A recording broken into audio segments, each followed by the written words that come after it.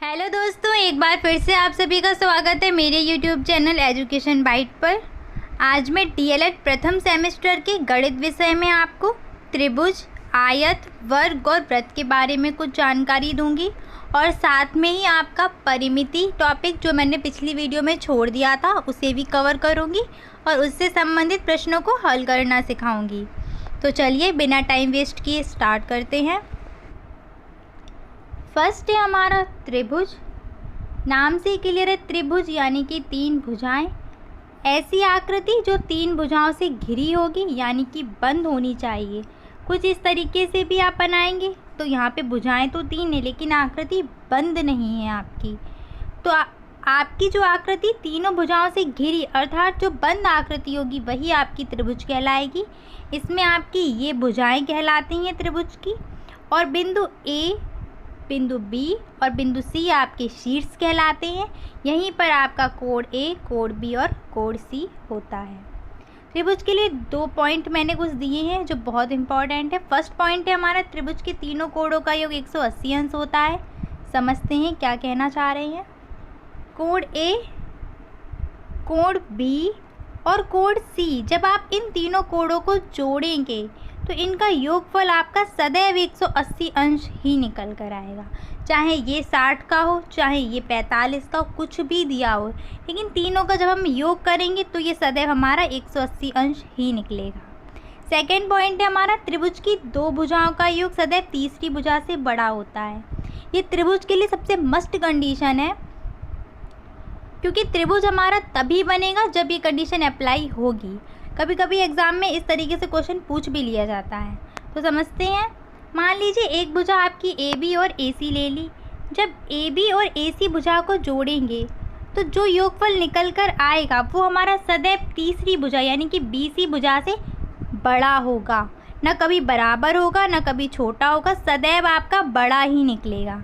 जैसे A B भुजा मैंने 3 सेंटीमीटर ले ली, ए सी भुजा 2 सेंटीमीटर ले ली, योग किया तो 5 सेंटीमीटर निकलेगा। तो हमारी दी गई बी सी भुजा 5 सेंटीमीटर से ना तो कम होगी ना 5 सेंटीमीटर के बराबर होगी। इन दोनों ही कंडीशन में हमारी ये त्रिभुज नहीं बनाएगी। त्रिभुज बनने के लिए इसका 5 सेंटीमीटर से अधिक होना आवश्यक है। त्रिभुज हमारा तभी बनेगा जब ये 5 सेंटीमीटर से अधिक होगी। एक बार फिर से समझते हैं। मान लीजिए अब हमने बी सी और ए सी भुजा ले ली, तो जब इन दोनों भुजाओं का योग करेंगे, ऐड करेंगे इनकी मापों को, तो ये सदैव इस वाली भुजा से आपकी बड़ी निकल के आएगी। नेक्स्ट है त्रिभुज के प्रकार। तो त्रिभुज को कोणों और भुजाओं के आधार पर बांटा गया है, जिसमें सबसे पहला है आपका कोणों के आधार पर। इसमें कोणों के आधार पर आपके 3 प्रकार के त्रिभुज होते हैं। फर्स्ट है आपका न्यून कोण त्रिभुज। न्यून कोण क्या होता है आप सभी जानते हैं।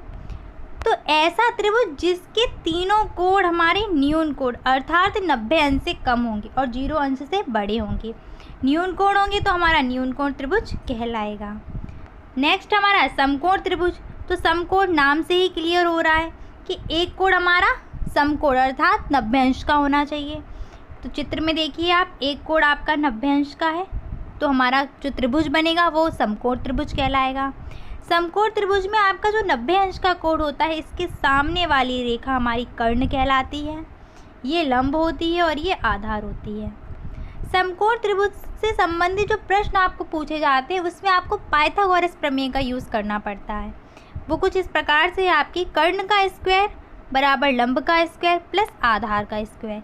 यहाँ पर आपको 2 भुजाएँ दे दी जाएंगी, या आधार दे दे या लंब दे दे या फिर कर्ण दे दे, और हमेशा एक भुजा निकलवाई जाती है। तो वहाँ पर आप इस सूत्र का प्रयोग करेंगे। डीएलएड के एग्ज़ाम में आपसे इससे संबंधित शायद ही कोई प्रश्न पूछा जाए। डीएलएड के लिए इतना इम्पोर्टेंट नहीं है, लेकिन आपके अदर एग्ज़ाम के लिए थोड़ा इम्पोर्टेंट बन जाता है। नेक्स्ट है आपका अधिक कोण त्रिभुज। तो न्यून कोण त्रिभुज में तीनों कोण हमारे न्यून कोण थे। समकोण त्रिभुज में हमारा एक कोण समकोण था। वैसे अधिक कोण त्रिभुज में हमारा एक कोण अधिक कोण होगा। अधिक कोण आप जानते ही हैं, जो हमारा 90 डिग्री से अधिक होगा और 180 डिग्री से कम होगा वो हमारा अधिक कोण कहलाता है। तो ऐसा त्रिभुज जिसमें हमारा एक कोण, कोई सा भी एक कोण हमारा अधिक कोण होना चाहिए, तो वो त्रिभुज हमारा अधिक कोण त्रिभुज कहलाएगा। अगला है भुजाओं के आधार पर। तो जिस प्रकार से कोण के आधार पर 3 प्रकार के त्रिभुज थे, वैसे ही आपके भुजाओं के आधार पर भी 3 प्रकार के त्रिभुज होते हैं। पहला है हमारा समबाहु त्रिभुज। सम यानी कि समान, बाहु मीन्स भुजा।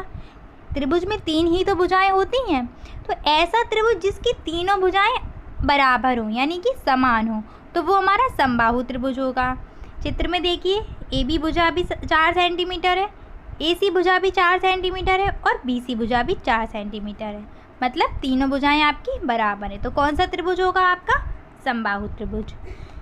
सेकेंड है हमारा समद्विबाहु त्रिभुज।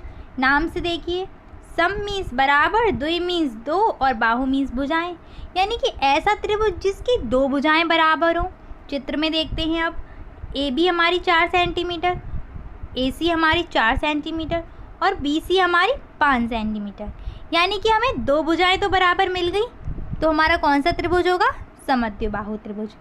नेक्स्ट है हमारा विषम बाहु त्रिभुज। तो विषम से ही लग रहा है अलग थलग, और बाहु मीन्स भुजाएं, तो जिसकी हमारी तीनों भुजाएं बराबर नहीं होंगी वो हमारा विषम बाहु त्रिभुज कहलाएगा। चित्र में देखते हैं अब, ए बी हमारी 3 सेंटीमीटर, ए सी 4.5 सेंटीमीटर और बी सी 6 सेंटीमीटर, अर्थात तीनों भुजाएं अलग अलग हैं, तो हमारा ये विषम बाहु त्रिभुज कहलाएगा।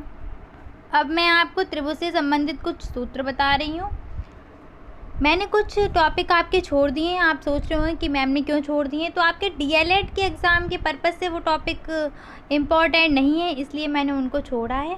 यहाँ पर जो चीज़ मैंने आपको समझाई या जो बता रही हूँ वो आपके डीएलएड फर्स्ट सेमेस्टर के हिसाब से पर्याप्त है।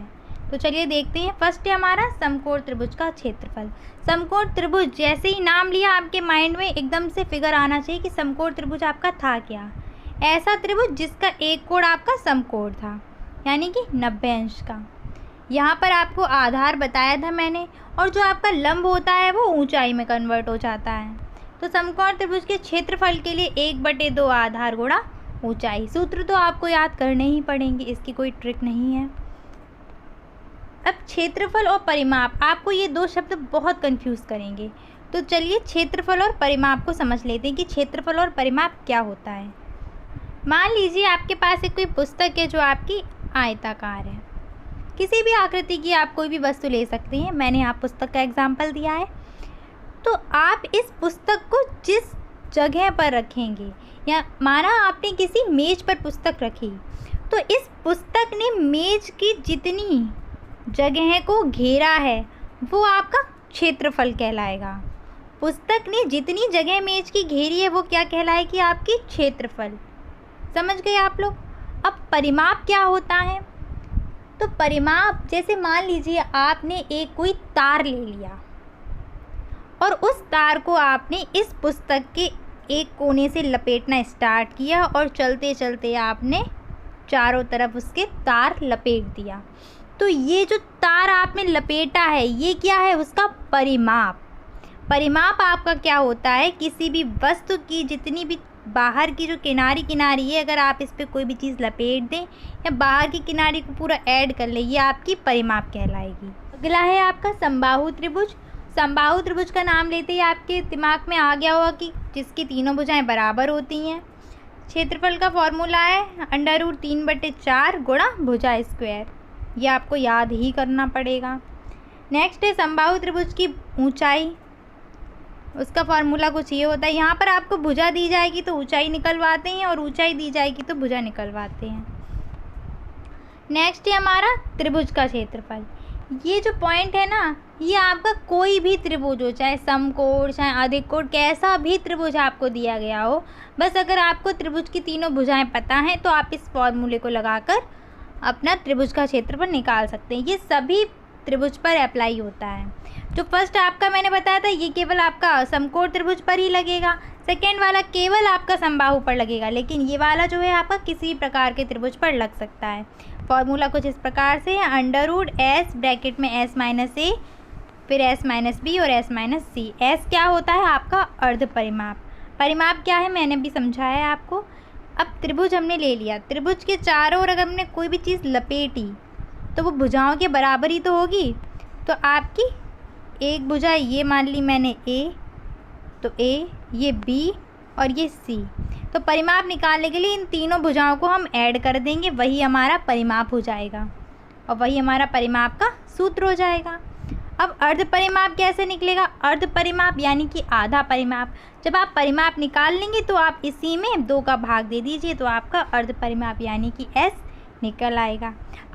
आपसे जो परीक्षा में प्रश्न पूछा जा सकता है वो त्रिभुज का परिमाप हो सकता है या फिर समकोण त्रिभुज का क्षेत्रफल। बस इन्हीं 2 से आपसे प्रश्न पूछा जा सकता है DLED के एग्ज़ाम में। तो चलिए एग्जाम्पल से समझते हैं। फर्स्ट एग्जाम्पल है हमारा, समकोण त्रिभुज का आधार 10 सेंटीमीटर और इसकी ऊंचाई 13 सेंटीमीटर है, तो त्रिभुज का क्षेत्रफल ज्ञात कीजिए। समकोण आपके दिमाग में आ गया एकदम से, जिसका एक कोण हमारा 90 अंश। इसकी ऊंचाई उसने कितनी बताई है? 13 सेंटीमीटर और हमारा आधार कितना है? 10 सेंटीमीटर। तो सूत्र हमारा कुछ इस प्रकार से होता है, 1/2 आधार गुणा ऊंचाई। यहाँ पर हम मान रखेंगे 1/2। आधार हमारा कितना है? 10 सेंटीमीटर। ऊंचाई हमारी कितनी है? 13 सेंटीमीटर। 2 का भाग देंगे 5 बार जाएगा और 13 पंजे 65। तो आपका जो क्षेत्रफल निकल के आएगा 65 सेंटीमीटर स्क्वायर। अब मैंने स्क्वायर क्यों लगाया यहाँ पर? आपको कभी कभी यूनिट निकालने में भी प्रॉब्लम होती कि कहाँ पर आप स्क्वायर लगाएं, कहाँ पर आप स्क्वायर नहीं लगाएं। तो क्षेत्रफल में क्या है, आप 2 यूनिट का मल्टीप्लाई कर रहे हैं। आधार के साथ भी सेंटीमीटर है और आपका ऊंचाई के साथ भी सेंटीमीटर है। जब दोनों सेंटीमीटर का आप गुणा कर देंगे तो आपका सेंटीमीटर स्क्वायर बन जाएगा। इसलिए क्षेत्रफल के आपको जब भी आप यूनिट लिखेंगे तो वहाँ पर स्क्वायर लगा कर ही लिखनी होगी, या तो सेंटीमीटर स्क्वायर या फिर मीटर स्क्वायर।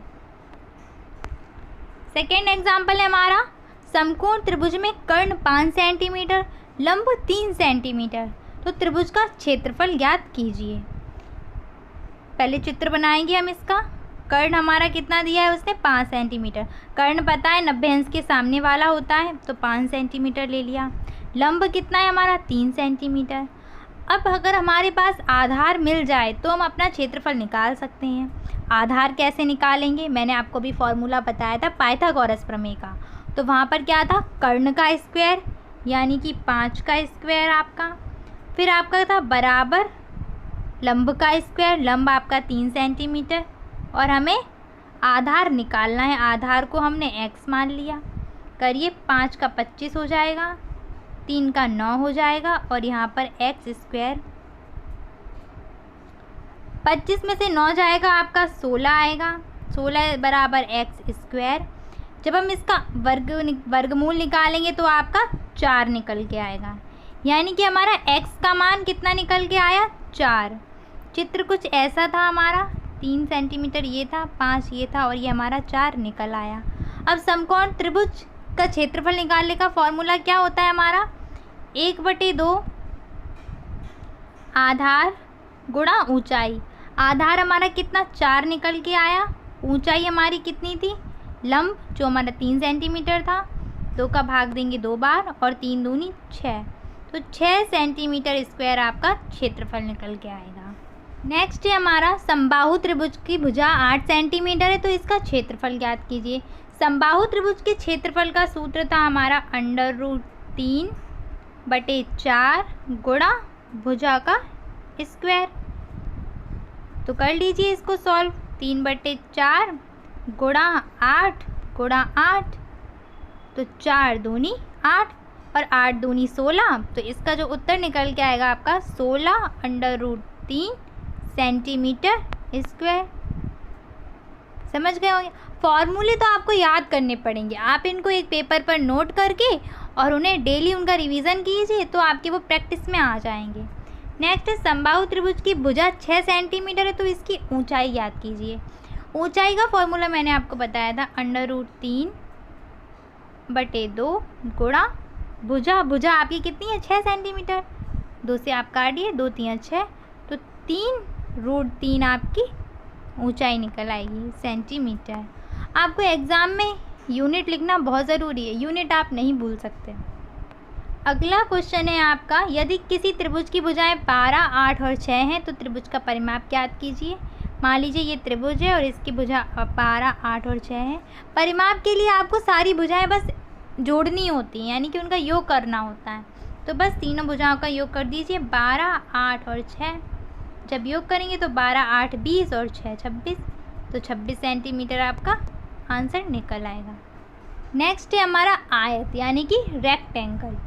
आयत हमारा कुछ चतुर्भुज, आयत में आप जानती हैं 4 भुजाएं होती, तो वो आपका चतुर्भुज कहलाएगा। तो आयत की कंडीशन क्या है, किसी चतुर्भुज के आमने सामने की भुजाएं बराबर हों और सभी भुजाएं एक दूसरे को समकोण पर काटती हों। आमने सामने यानी कि AB के सामने की भुजा CD, ये वाली भुजा इसके बराबर होनी चाहिए, और BC के सामने की भुजा AD यानी कि ये वाली भुजा इसके बराबर होनी चाहिए। आमने सामने की भुजाएं बराबर हो गई। और दूसरी कंडीशन क्या है कि कोण भी प्रत्येक हमारा 90 अंश का होना चाहिए। बाई चांस कुछ इस तरीके से आपको आकृति दे दी गई, ये और ये भुजाएं तो आपकी बराबर है, ये भी बराबर है, लेकिन एंगल कहीं 90 का बन रहा है नहीं, तो ये आपका आयत नहीं कहलाएगा। 90 अंश का कोण बनना भी ज़रूरी है, तभी आयत कहलाएगा। यहाँ पर बिंदु A और C को मिलाएंगे तो एक विकर्ण बनेगा, और बिंदु B और D को मिलाएंगे तो एक विकर्ण बनता है। आयत के विकर्ण बराबर होते हैं, ये वाला विकर्ण और ये वाला विकर्ण बराबर होगा। चलिए आयत के सूत्र देखते हैं अब हम। आयत का पहला सूत्र परिमाप। तो परिमाप के लिए आप कभी घबराएं नहीं कि परिमाप क्या होता है।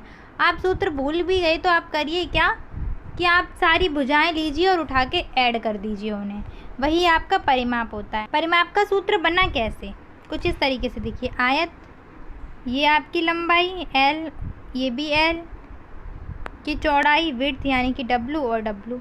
जब इन्हें ऐड करेंगे यानी कि L, ये वाली L और फिर हमारा W और ये वाला W, तो क्या बनेगा, यहाँ पर 2L हो जाएगा और 2W हो जाएगा।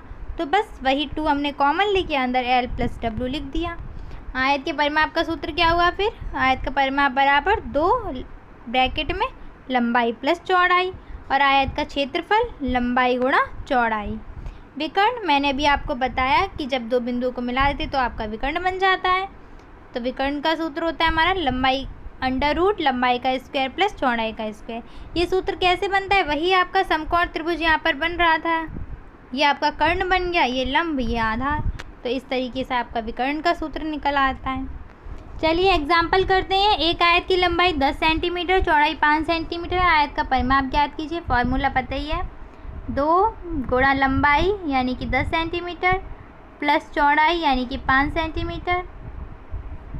ऐड करिए इन्हें, तो 10 और 5 हमारा 15 और 15 दूनी 30, तो 30 सेंटीमीटर हमारा निकल के आएगा, वो हमारा आयत का परिमाप होगा।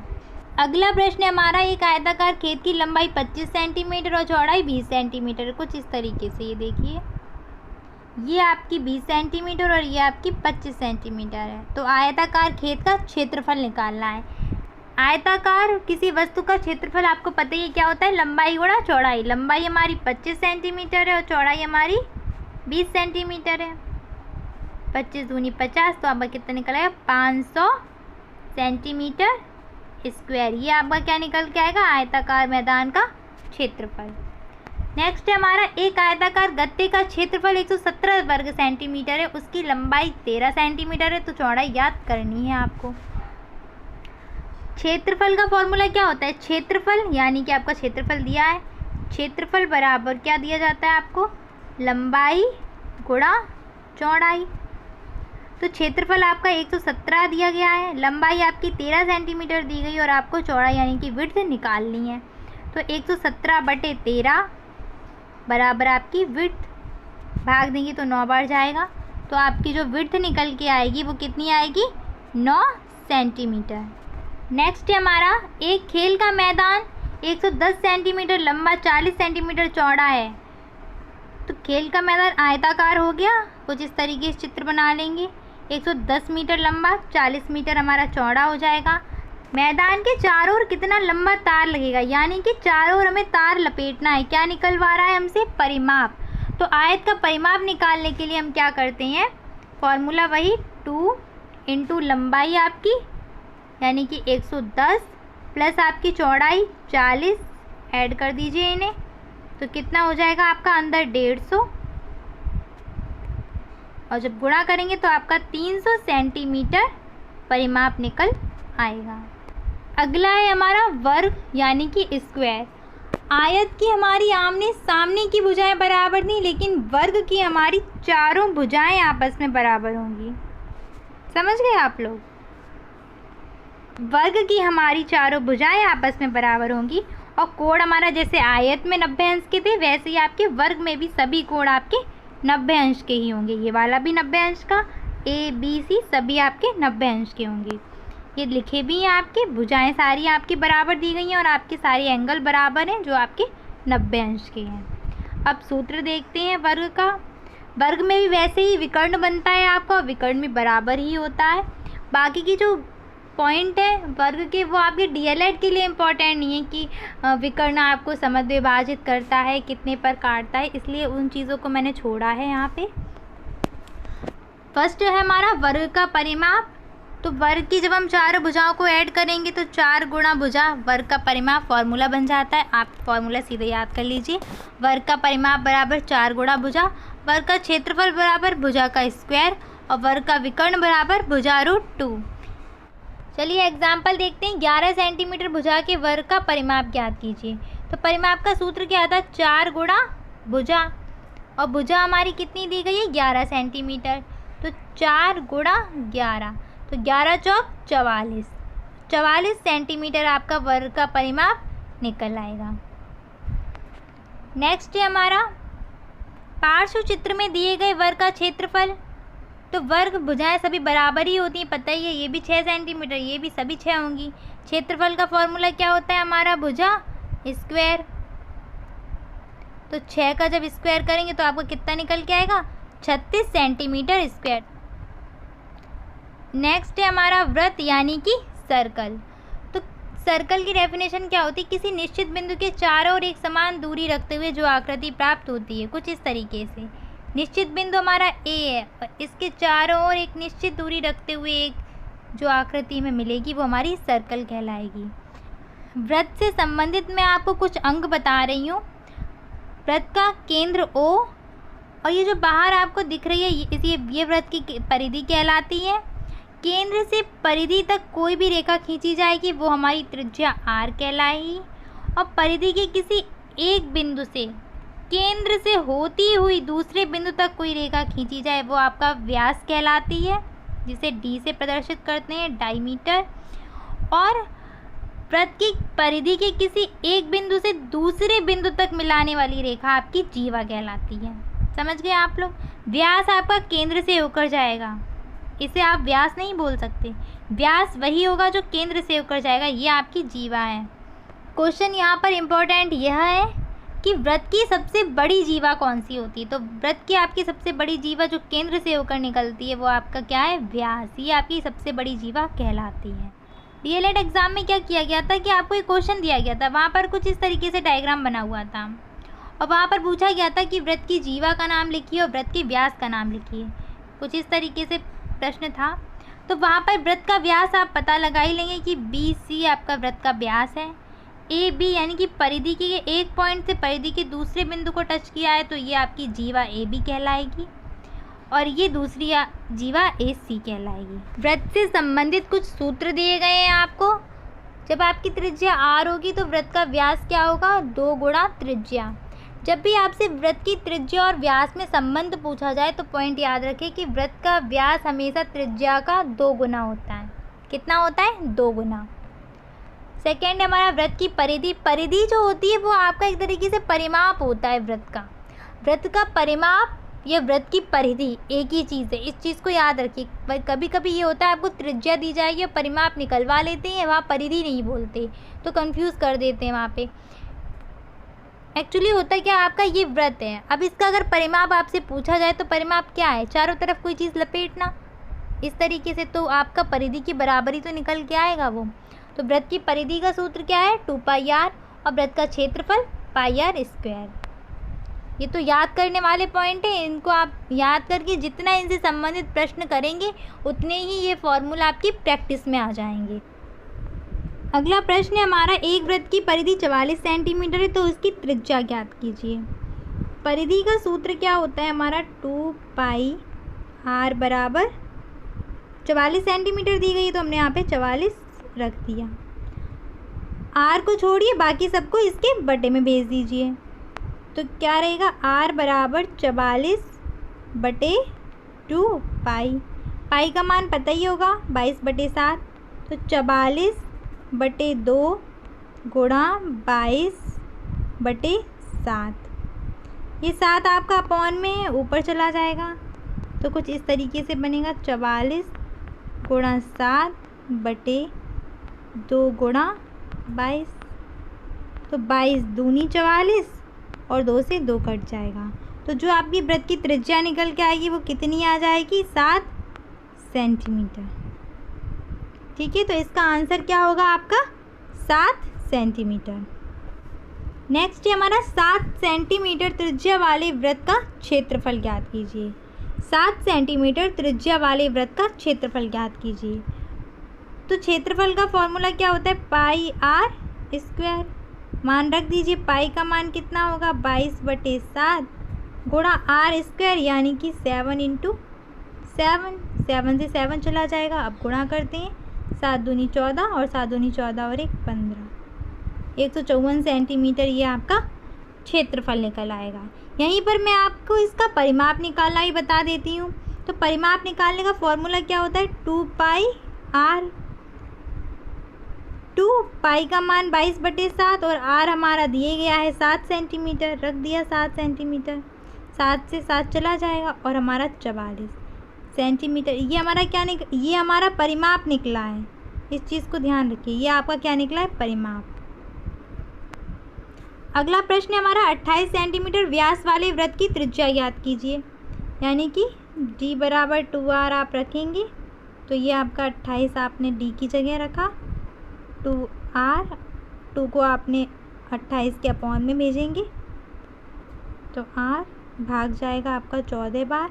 तो आपका जो r का मान निकलेगा वो आपका कितना निकलेगा, 14 सेंटीमीटर। ये आपका उत्तर हो जाएगा। आपको ऐसा लग रहा होगा कि मैंने प्रश्न काफ़ी कम करवाए हैं, तो मैं अपनी नेक्स्ट वीडियो में आपके ज्योमेट्री टॉपिक से और आपके क्षेत्रफल परिमाप इस टॉपिक से जितने भी प्रश्न बनते हैं जो आपके एग्ज़ाम में आ सकते हैं, उन सभी प्रश्नों को करवाऊंगी। अगर आपको कोई चीज़ समझ में ना आई हो या कोई प्रश्न हो आपका, तो आप कमेंट सेक्शन में टाइप कर सकते हैं। आशा करती हूँ यह वीडियो आपके लिए सहायतापूर्ण रही होगी। Thanks for watching.